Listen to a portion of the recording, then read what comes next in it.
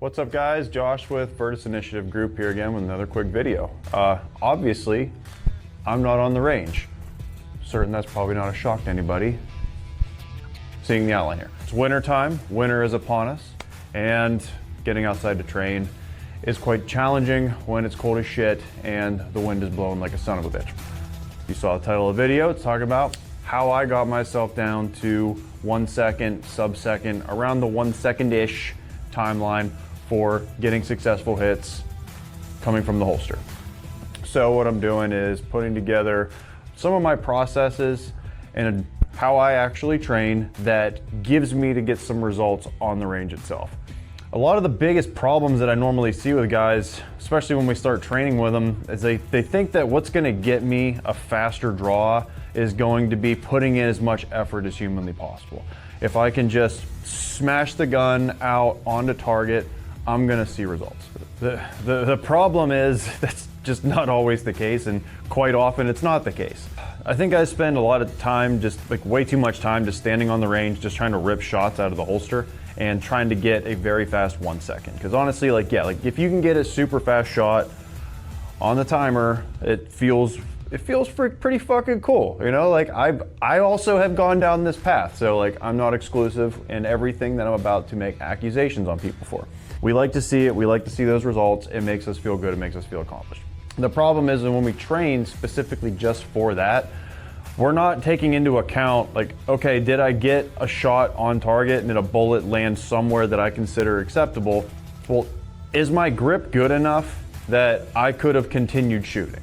Because if that's not the case, then calling that a success is a little bit of a falsehood. Let's be real. What do we need to do to start figuring out some tiny little steps, some tiny little intricacies that we can train to make a repeatable process that we can just do right inside of our house, so that when we get to the range, we can now test this under live conditions and then see, can we perform it under pressure whenever an actual bullet is going to go out of the gun, and we're going to get legitimate feedback to see, did we actually do what we were trying to do? So generally how I like to set this up, pretty simple. All I have is just hanging on the wall here are just some little dry fire targets, 1/3 size scale, and this is little mini IMSIC target. You see I got little numbers, little tiny letters and stuff drawn on it. And those are specifically training aids. And so what I mean by a training aid is it gives me something small and specific to aim at, so I can either tell myself I'm going for the number 1, I'm going for the Alpha, the Charlie, the Bravo, and these are letters, not target zone. So it's like, hey, can I keep my eyes locked on a specific spot? If you train with these all the time, when you run into a blank target, you're not going to be able to necessarily figure it out. But in training, it just offers you a way to have some sort of a visual reference point to force yourself to stay locked onto a small spot. It's just a replica of one of these guys.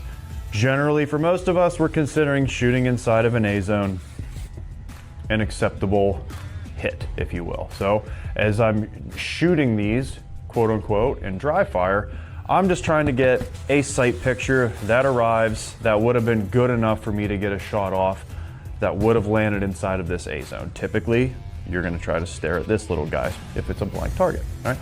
But in limited space, I put up a lot of little mini guys, and then I can just simulate what 7 yards would be, and I don't have to have a ton of these all over my house and get my wife all pissed off.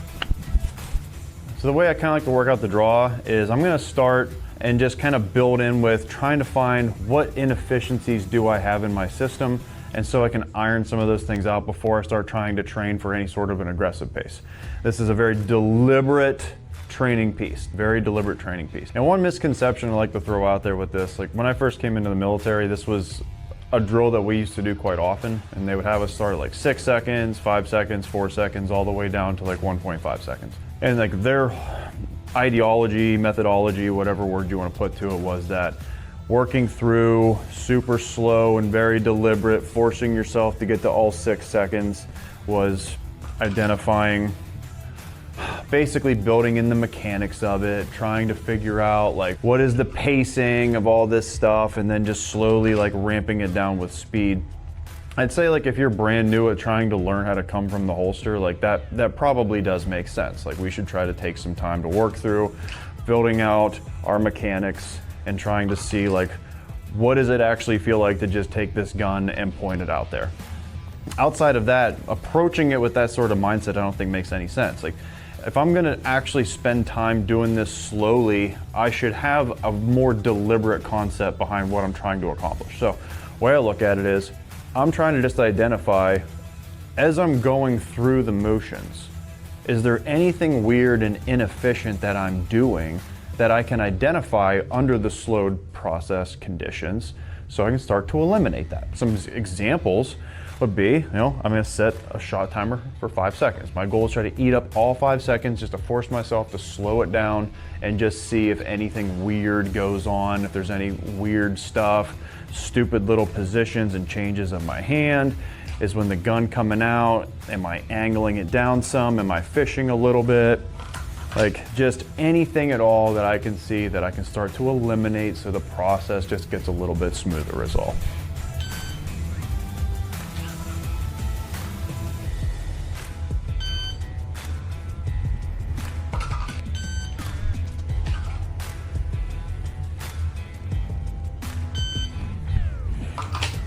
All right, so those felt pretty good. I didn't really see a whole lot. I'd say if anything, I feel like maybe when the gun's coming out of the holster, maybe I'm taking a little bit too long to get the barrel oriented on target, but this is just where the hands meet up and then it just kind of starts to work itself out once the support hand gets there. So I didn't see anything too crazy, so all I'm gonna do is just bump it down to 4 seconds.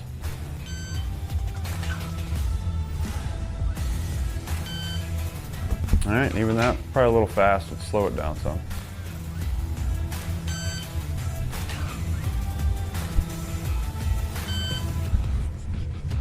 All right, felt pretty good. And basically now I'm gonna go down to 3 and then 2, etc. I think you guys get the point. Now that I've knocked out some of those inefficiencies, anything weird that I could have found, now I'm gonna try to ramp it up and then start actually working through some different pacings and then to see like, how can I start to increase speed? Where do I need to add speed? Where do I need to slow down in speed? Like a good analogy I like to give it is pretending like basically my foot is going on the throttle and then coming off of the throttle. So there's times where I can get very aggressive on the gas. Basically, if I'm just taking my hands and they're going from one spot to another spot, I can basically do that as fast as I possibly can. They're just going from one spot to another. Now, anything that involves a little bit of like an actual like brain communication as far as like tactile feel, building things out, making sure things are consistent, arriving on target ready, those actually require a little bit of a, not necessarily a conscious process, but something that the brain has to actually receive some information on. Those are areas where I can say we can let off the throttle a little bit. So if I'm going to try to work through and identify some of this, it can look probably something along this line here. I'm not even going for a part time, I'm just going to react to the time and then just go through and show what this could potentially look like at a slower speed so you can identify some of those differences.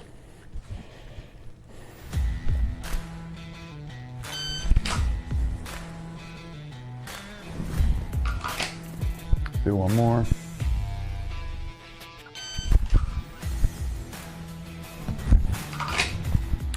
So what do we see? What do we see? Like we see timer goes off. Going from here to here can happen about as fast as I can possibly move my hands, because all they're doing is going from a relaxed position to building a command grip on the gun, and my support hand is going wherever it likes to go. That is going to be the most lucrative to receive it. Doesn't require a whole lot of concentration to accomplish that. Now, making sure that my hand arrives exactly where it's supposed to is going to be pretty critical. If I get on the gun and my hand is positioned a little bit off to this way, or a little too far forward, or it's a little bit too low, well now I'm not gonna have something that's consistent and repeatable based on what I'm used to experiencing. So as I'm working through this, at first there might be a slight pause on the gun, meaning I come off the throttle a little bit. On the throttle, off the throttle a little bit, make sure hand is where it's supposed to be. The next phase of this is coming out of the holster. This is basically just my hands moving to a different position.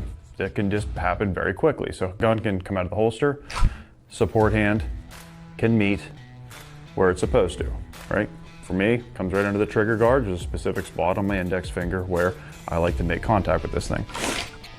So it's On the throttle, off if I have to, just to make sure I get a good command grip, back on the throttle. From here, it's probably makes sense to come off the throttle just a little bit to make sure I get a good positive grip with my support hand. That is gonna make sure once I get the full presentation, I can't just only take one successful shot. I can take as many successful shots in a row as the gun's going to allow based on how many bullets I have inside my magazine. Let's just continue to build through this. So hands can go super fast, slight let off of the throttle if necessary to make sure I have a good positive command grip. I'm just moving my hands to another position. I'm coming off the throttle as I build on my command grip. Now I'm just moving my hands from one spot to another. This can be as fast as I need to. And then at the very end of the presentation, I'm gonna come off the throttle ever just so slightly so the sights arrive exactly where I need to and I see some sort of a stable dive. So working throttle control is where we're gonna start to get speed. How this changes over time is you're probably gonna experience something like this. I'm gonna be on the throttle. When I come off of it, it might be pretty aggressive at first and make sure I slow it down in different phases so that things go smoothly. Over time, that's gonna look like something like this, half off the throttle, then a quarter, then a third, to the point where it essentially seems like you're not even coming off the throttle at all because it can't be perceived. If we want to then start to build in some repetition with this, we can break this down into just two simple little micro drills. And so for me, my current standard is I like to be able to come from the holster, full presentation, a sight picture that's acceptable to make an A zone hit at 7 meters, and I want to be able to see a flash of red at 0.8 seconds. And so for me, I'm just going to start off, timer set to 0.4, and that's just me working the timing, going from relaxed position to this first position. As we've already identified, this is the first spot where the brain has to register something. So let's do a few reps at that.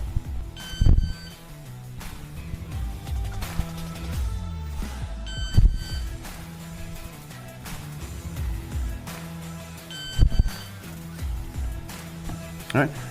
The one thing I always like to harp on with people is how much tension do you see is built up as I'm waiting for the timer to go off? And the answer is essentially zero. Like the more I'm tensed up with my arms and I'm ready and I'm locked in, ready to attack, the more jerky everything's gonna be. Just let everything be relaxed and just react to the sound. Get to your command grip, be ready to receive the pistol. All right, so once we've done several iterations, several repetitions of just trying to get comfortable, coming from relaxed position, getting that good positive command grip, getting our support hand where it's supposed to be, all we're gonna do is finish the process. So at first, we might have to slow this down some, where I come aggressively out of the holster, make sure I build a good grip system here, and then finish with my presentation. So to start, I like to slow this down to about 1 second, just at first, and make sure my mechanics are flowing well. Good mechanic flow here.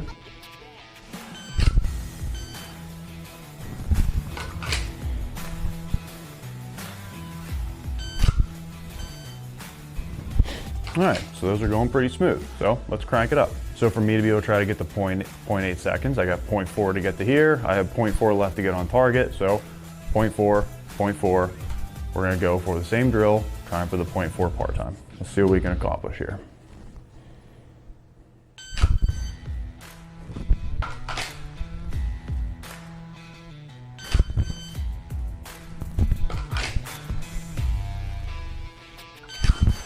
Oh, fuck that one up.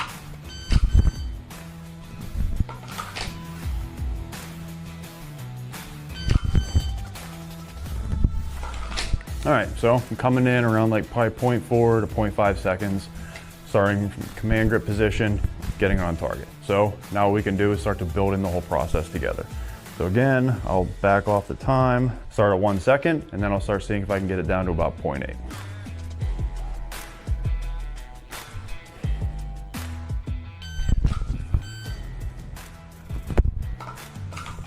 All right, and even on that one, you guys can see there was a deliberate slowdown there to make sure if things went smoothly. Dot was sitting on target with plenty of time to spare. quote unquote plenty of time to spare, probably around like 0.95, 0.9 seconds. So forcing to make sure things go smoothly, like you're going to get speed because you're going to arrive on target successfully. It's just making sure that the mechanics are accurate, and then over time, this slowdown just requires a little less off the throttle. So let's crank her back up, let's work down, we'll go for 0.8 seconds.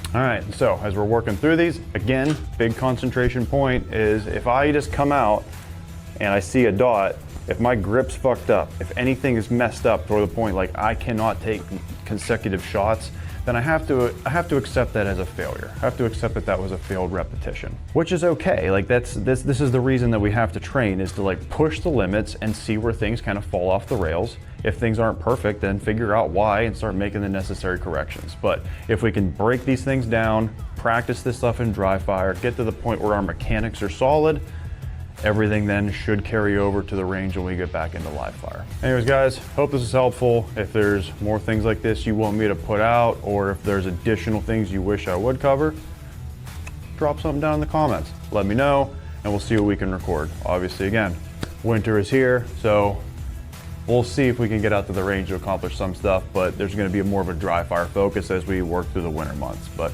either way, like, subscribe if you found like, subscribe if you found this interesting or if it was useful. And if it wasn't, tell me why. And we'll try to make some improvements. Don't be a dick.